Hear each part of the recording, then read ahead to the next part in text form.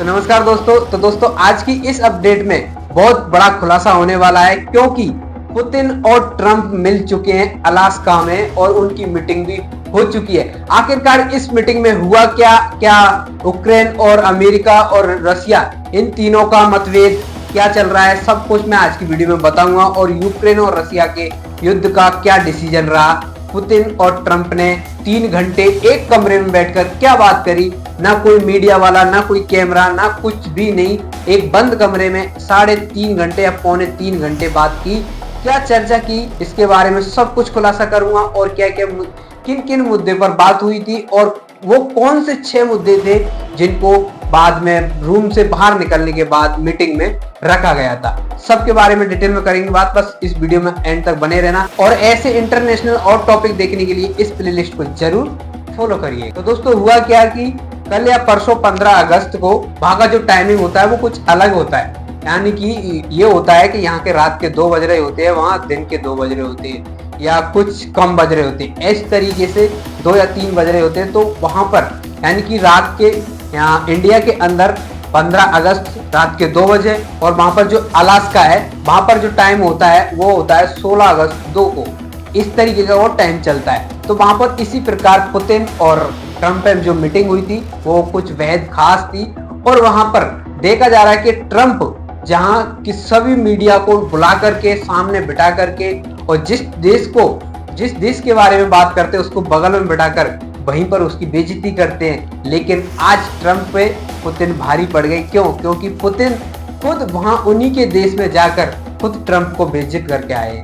क्या है ये सब कुछ मैं आपको बताता रहूंगा। आखिरकार लोगों के जहन में तो यही चल रहा है कि रशिया और यूक्रेन में युद्ध चल रहा है, लेकिन असली मायने में बताऊं तो युद्ध यूक्रेन में नहीं चल रहा है। यूक्रेन एक पुतला है इनके बीच का।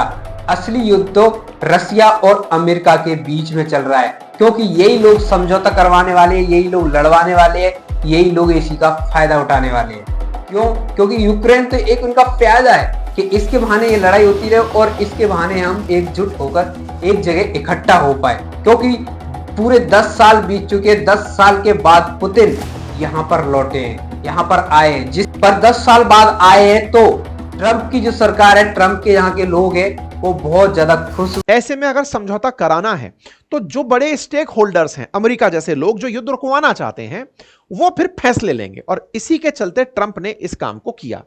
इसी के लिए ट्रंप ने अलास्का में पुतिन से मिलने का समय निर्धारित किया 15 अगस्त। ठीक है, 15 अगस्त जो सुबह 11 अलास्का का टाइम था, वो भारत के अंदर रात को 1 बजे का टाइम था।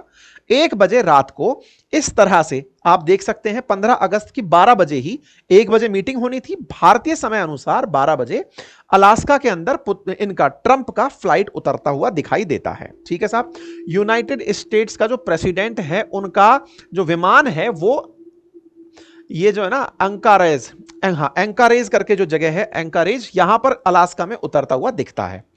ट्रंप उतरते हैं। ट्रंप के थोड़ी ही देर बाद में फिर पुतिन का जहाज भी यहां आ जाता है। एंकारेज के अंदर पुतिन का भी विमान यहां आता है। तो पुतिन का वेलकम रेड कारपेट से होता है। अब आप पूछेंगे ये भी क्या बात हुई बताने की कि किस तरह का वेलकम हुआ, क्या हुआ। इस बात को थोड़ा सा समझने का प्रयास कीजिए। जिस देश से अमेरिका पिछले 10 साल से लड़ाई लड़ रहा है अलग अलग मोर्चों पर, पिछली बार 2015 में पुतिन मिले थे, यूएनजीए की बैठक में अमेरिका आए थे तब। तो 10 साल बाद में अगर अमेरिका में आकर पुतिन पहुंचे हैं तो यह बहुत बड़ी बात है। ऐसे में पुतिन का अमेरिका द्वारा स्वागत होना यह दर्शाता है कि अमेरिका को मजबूर होना पड़ा कि पुतिन का स्वागत करें। अमेरिका ने सारे तरीके अपना लिए, तमाम प्रकार के सैंक्शंस। इस समय दुनिया में सबसे ज्यादा प्रतिबंधित देश है रूस, उसके बावजूद भी रूस की शक्ल पर कोई शिकन नहीं। इसलिए इसको बुलाने के लिए केवल मनाना ही एक सॉल्यूशन दिखा कि भैया आ जाओ और कम से कम इस युद्ध को रोक दो, हमारी स्टेक पर लगी पड़ी है, यूरोप महंगाई से मर रहा है, हमारी साख दांव पर लगी है, कृपया करके तुम आ जाओ। पुतिन बड़े ही तरीके से आते हैं। ये दोनों के जहाज हैं, एक का मॉस्को से और एक का उतरकर वाशिंगटन डीसी से एंकरेज करके जो जगह है अलास्का में, यहां पर आकर पहुंचते हैं। यहां पर दोनों के बीच में मुलाकात होती है। यहां पर ट्रंप खुद इन्हें रिसीव करते हैं। यह बात किस तरह बड़ी हो जाती है इसको ऐसे समझिए। कोई भी राष्ट्र अध्यक्ष जब आता है दूसरे देश में तो सामान्यतया वहां के विदेश मंत्रालय के लोग या फिर कोई और प्रतिनिधि जाकर उन्हें रिसीव करता है। स्टेट का सबसे बड़ा मुखिया यानी देश का सबसे बड़ा मुखिया अगर जाकर किसी को रिसीव कर रहा है तो इसे सम्मान का सबसे बड़ा स्तर माना जाता है। जब जब हमारे देश के प्रधानमंत्री किसी बड़े नेता को रिसीव करने जाते हैं तो उसके लिए सबसे बड़ा ग्रेटिट्यूड होता है। ठीक इसी तरह से जब हमारे प्रधानमंत्री को कोई रिसीव करने आता है तो यह हमारा एक सम्मान होता है। पुतिन को रिसीव करने के लिए ट्रंप खुद खड़े होते हैं। कहां खड़े होते हैं? एयरपोर्ट पर खड़े होते हैं कि आइए सर, आपका स्वागत है। आते हैं साहब। ये दोनों के बीच में बढ़िया हैंडशेक होता है। हैंडशेक में ट्रंप और पुतिन की बॉडी लैंग्वेज को पढ़ने के लिए दुनिया भर के लोग बैठ जाते हैं कि जरा देखते हैं इनका कॉन्फिडेंस कैसा। अब ये बॉडी लैंग्वेज क्या होती है? आज जैसे मैं आपसे बात कर रहा हूं, मेरे हाथ हिल रहे हैं, मैं आपसे बात कर रहा हूं, मैं खुद भी बहुत हिल रहा हूं। पर्सनालिटी रीड करने वाले लोग इसे अलग अलग लेवल के कॉन्फिडेंस में जज करते हैं। कुछ लोगों का कहना होता है अत्यधिक हाथ हिलाना कॉन्फिडेंस की कमी होता है। कुछ लोगों का कहना होता है कि बहुत तेज अगर आप झूल रहे हो तो ये आपके कॉन्फिडेंस की कमी होता है। और कुछ लोगों का कहना होता है कि बॉडी से ही बोल देना ये अपने आप में एक बड़ी उपलब्धि होती है। तो बॉडी लैंग्वेज के आधार पर आपके अंदर के भय को और कॉन्फिडेंस को नापने की कुछ विधाएं हैं। दुनिया के नजरिए इन दोनों को देखने पर टिके थे क्योंकि ट्रंप ने अब तक दुनिया के सामने जो तहलका मचाया है वो इस बात से कि ये अपनी बगल की कुर्सी पर दूसरे देश को बिठाते हैं, बिठाकर उसको वहीं पर ट्रोल करना शुरू करते हैं। बेचारे जेलेंस्की का जो हाल किया था वो आपने और हमने देखा है।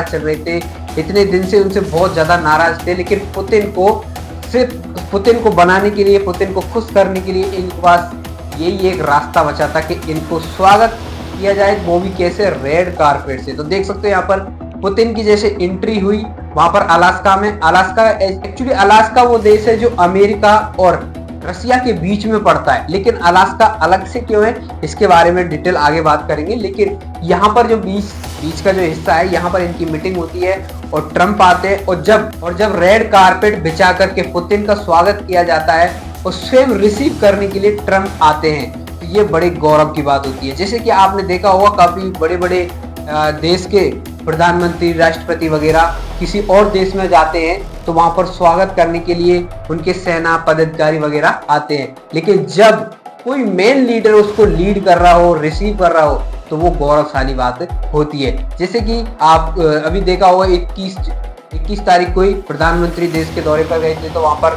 बड़े बड़े दिग्गज लोगों ने प्रधानमंत्री की, क्या हमारे प्रधानमंत्री नरेंद्र मोदी की स्वागत करी थी। इसी तरीके से ट्रंप ने पुतिन को भी स्वागत किया और अच्छे से हैंडशेक किया, यहाँ पर आपको दिखाई दे रहा होगा। लेकिन मैं आपको बता दूं कि रसिया और यूक्रेन के युद्ध को रुकवाने में कौन हीरो बन रहा है और कौन विलन बन रहा है और कौन कितनी हमदर्दी जता रहा है, इसके बारे में अभी बताया नहीं जा सकता क्योंकि युद्ध अभी टला नहीं है, युद्ध अभी चल रहा है जो कि अंदर अंदर चल रहा है। हालांकि मैं बाहर से तो लग रहा है क्योंकि मीडिया वालों ने ये फैला कर रख दिया है कि यूक्रेन का युद्ध रुक गया है, पुतिन जीत गए हैं, पुतिन के चेहरे पे खुशहाली है, पुतिन हंसते हुए इस सेशन को निकाल गए।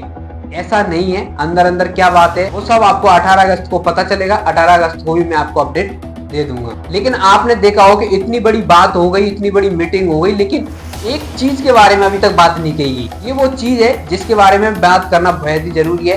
क्यों? क्योंकि दोस्तों यहाँ पर जो 3-4 लोग दिख रहे हैं आपको, ये दोनों तरफ के लोग हैं, लेकिन यहाँ पर ये एक इंसान दिख रहा है सरगेई, इसके टी शर्ट पे छपा हुआ है सीसी। यहाँ पर आपको अभी पूरे अक्षर नहीं दिख रहे, इसकी जो पूरा अक्षर है वो है CCP, ये है और इसका मतलब बहुत कुछ बड़ा है। हालांकि मैं इसके बारे में डिटेल जानना चाहोगे तो बहुत बड़ी रामायण हो जाएगी, लेकिन आखिरकार में जान लीजिए कि सीसी एक वो चीज है जिसको पहले USSR भी कहते थे। आखिरकार CCP और USSR ये क्या है, दोनों को समझने के लिए नेक्स्ट वीडियो में। दुनिया वालों ये जान लो कि पुतिन जा जरूर रहे हैं, झुकने नहीं जा रहे हैं। कैसे पता चला आपको? ये पता इसलिए चला क्योंकि सरगेई लेवरोव ने जब यात्रा प्रारंभ की उन्होंने एक टी शर्ट पहनी हुई थी। टी शर्ट क्या थी?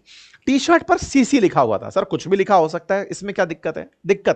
दिक्कत यह है कि यह सीसी केवल अधूरा दिख रहा है। फुल फॉर्म इसकी है CCCP। ये 4 अक्षर जो लिखे थे ये असल मायने में फुल फॉर्म है सोवियत रूस की। ये साइरेलिक एक्रोनिम है union of Soviet socialist Republic का, जैसे आप USSR कहते हैं, उसे यहां पर CCCP के नाम से पढ़ा जाता है। बात कर लेंगे, लेकिन मेन मुद्दे की बात क्या है, यूक्रेन और रसिया के युद्ध पर क्या चर्चा की जा रही है। चलिए, अगर आप नहीं मानते हो तो मैं थोड़ी सी इसके बारे में जानकारी दे देता हूँ। CCP वो है जिसमें से जो रसिया है उसमें से कम 15 देश टूटकर बिखर गए थे और छोटे छोटे वो देश बन गए थे। उन्हीं में से एक देश है यूक्रेन और इसी युद्ध के कारण ये सीसीपी सामने आया है इस तरीके से इनको डिस्कस करवाने के लिए। क्योंकि जब आपको पता है कि कोई दो देश बात कर रहे होते हैं तो कोई एक ऐसा लीडर होता है जो बीच में इन दोनों को टकराव कर रहा था। जैसे कि आपने इंडिया में देखा होगा कि जब दो वकील चर्चा कर रहे हो तो सामने डिसीजन लेने के लिए जज खड़े होते हैं, उसी तरीके से इनको आगे खड़ा कर रखा। लेकिन रसिया इतना बड़ा देश होने के बावजूद भी इन छोटे छोटे टुकड़ों को मोहताज क्यों हो रहा है? क्योंकि दोस्तों इन्हीं छोटे छोटे टुकड़ों के पास बहुत बड़ी मिसाइल है, बहुत बड़ी चीज है। और यूक्रेन वो देश है जो छोटा सा होने के बावजूद भी रूस की इतनी बड़ी लड़ाई में भी मतलब सामने टिक कर खड़ा हुआ है। क्यों? क्योंकि उनके पास हथियार है। लेकिन रूस इन्हीं 15 देशों को कहना चाह रहा है कि मैं सबको इकट्ठा करना चाह रहा हूं, देश में लड़ाई नहीं करना चाह रहा। लेकिन यहाँ पर ट्रंप भाई साहब की क्या बात है? ट्रंप भाई साहब तो अभी दोनों तरफ से लटके हुए हैं। जैसे कि पहले इंडिया से बात की कि मैंने पहलगाम का हमला बंद करवाया, मैंने ऑपरेशन सिंदूर ये करवाया, फलाना करवाया, लेकिन इससे भी इनको कुछ भी कामयाब हासिल नहीं हुई। तो अब पुतिन के पास चले गए और पुतिन खुद जब इंडिया आए थे, इंडिया से चर्चा करके गए थे, नरेंद्र मोदी से चर्चा करके गए थे, तब भी उनको वो चीजें डर महसूस नहीं हुआ जो ट्रंप को डर महसूस हो रहा है। और इसी वजह से पुतिन को उनको बुलाना पड़ा। और पुतिन अभी भी मुस्कुराते हुए जवाब दे रहे हैं कि भाई इंडिया वो देश है जो चाहे तो आपकी तरफदारी भी कर सकता है और नहीं तो नहीं भी कर सकता है। तुम उसका कुछ नहीं बिगाड़ सकते, किसी भी तरीके से तुम उसको डरा धमका नहीं सकते। जैसे कि मैंने पहले भी बताया था कि ट्रंप हमेशा एक रणनीति चलते हैं, जो कि जिस देश को उनको डराना होता है तो क्या करते हैं, सभी देशों की मीडिया को इकट्ठा करते हैं, सामने बिठाते हैं। और जिस देश को उनको बेइज्जत करना होता है तो प्यार से बुलाते हैं, प्यार से बगल में बिठाते हैं और फिर उनकी जो भाषण देना शुरू करते हैं तो उसी भाषण में उस देश के प्रधानमंत्री, चीफ जो भी है, उसकी बेइज्जती करना शुरू कर देते हैं। लेकिन यही कहानी, यही साजिश उन पर उल्टी भारी पड़ रही है, क्योंकि पुतिन उल्टी चाल चल चुके हैं। और पुतिन पहले ही ट्रंप से मिलने से पहले ही प्रधानमंत्री नरेंद्र मोदी से मिल चुके हैं। हालांकि में पुतिन ट्रंप से मिलने गए और वहां पर पहुंचे, जैसे कि ये अलास्का देश है, वहां पर दोनों के जहाज लैंड हुए, जैसे कि आपको दिख रहा है। यहाँ पर स्वागत भी किया गया, रेड कारपेट बिछाकर सब कुछ किया गया। उसके बाद मीटिंग भी करी गई थी, 3.25 घंटे की मीटिंग हुई, जिसमें क्या था क्या नहीं उसके बारे में खुला डिसीजन होगा 18 अगस्त को। और 18 अगस्त को क्या होगा वो थोड़ा सा मैं आपको लास्ट में बताते हुए जाऊंगा।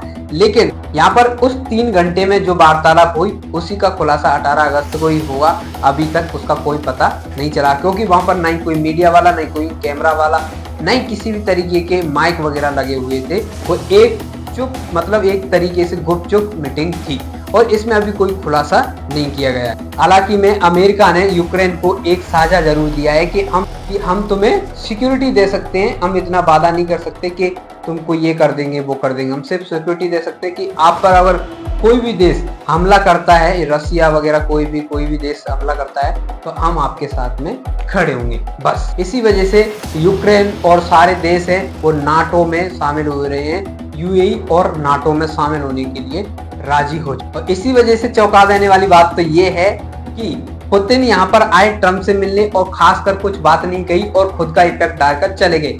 लेकिन उस 3.25 घंटे की चर्चा में ये बात कभी नहीं बोली उन्होंने, बिल्कुल भी नहीं बोली कि आपसे मुझे मीटिंग करनी है। लेकिन जब बाहर आए, जब बाहर मीटिंग चली, उसके बाद बोला कि आपको अब मैं आ गया हूँ, अब आपको 18 अगस्त को मेरे यहाँ पर आना है। लेकिन वहीं पर जो ट्रंप होते हैं आग बबूला होते हैं कि भाई साहब हमारी इन 3.25 घंटा में ऐसी कोई चर्चा ही नहीं हुई कि आप मुझे आना पड़े। लेकिन अब खतरे में पड़ गया है ट्रंप, क्योंकि नहीं तो इसकी इंडिया से चल पा रही है, नहीं पुतिन से चल पा रही है, किसी भी तरीके से नहीं चल पा रहे हैं। इसी वजह से वो किसी भी तरह का वादा भी नहीं कर पा रहे हैं, नहीं कि किसी तरीके से वो दबाव दे पा रहे। तो दोस्तों आखिरकार हुआ क्या, मैं सब कुछ बता दिया आपको। लेकिन मेन बात ये है कि ये यूएई, नाटो एंड सीसीपी और यूएसएसआर, ये सब कुछ क्या है इनके बारे में मैं डिटेल वीडियो बना दूंगा अगर आप कमेंट करोगे तो।